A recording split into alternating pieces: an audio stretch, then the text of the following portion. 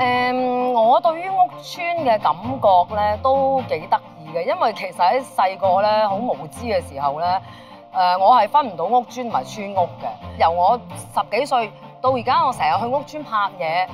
嘅成件事嘅感覺咧，我係覺得屋邨其實係好好玩嘅，即係佢哋咧又唔閂門啊，同埋喺嗰啲廳嗰位有啲氣窗咁樣咧，即係好得意嘅，好開放嘅大家都，同埋我覺得可能以前嘅社會太平啲啦。我成日聽翻嚟嘅故仔就係佢哋哇不停玩嘅，逐家逐戶啲小朋友全部識晒啦，大人又識晒可以打牌啦咁。咁我諗係一個幾有香港特色嘅一個你話建築嘅一個文化，係一個文化嚟嘅。咁所以藉住拍戲咧嚟知道咧，我覺得係幾得意嘅事嘅，幾開心嘅事嚟嘅。咁我今次拍《歲月流情》咧，其實係好開心嘅，台前幕後咧都非常之開心。嗱，例如做我老爺嘅阿夏記啦、夏雨啦，佢當然係非常好戲啦。咁同埋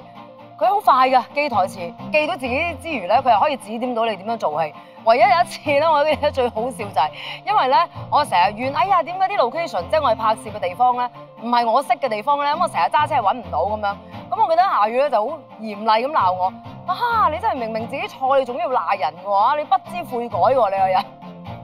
咁我覺得啊好得意，即係呢個氣氛係好好玩，因為好少可以熟到咧咁樣去教訓一個同事嘅。咁我覺得，因為夏雨係前輩啦，同埋我識咗佢好耐啦，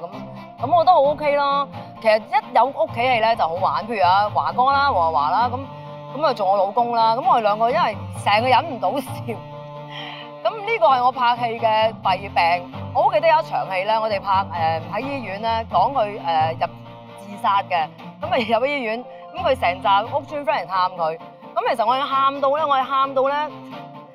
即係成面都係眼淚嘅已經。咁但係忽然間咧，我見到阿華哥咧就冚住張被咧，病人被，佢自己喺度笑喺度震喎。咁我開始忍唔到笑啦，但我仲流緊眼淚，但係我又笑緊。咁我覺得啊幾得意喎，原來我又可以流眼淚又可以笑喎咁樣咯。一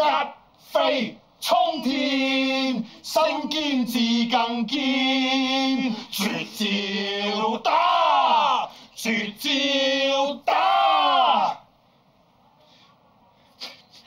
阿官，好，我同你做兄弟，50年不變，有今生冇來世。咁啊，做我仔啊，陳坤啦，陳坤就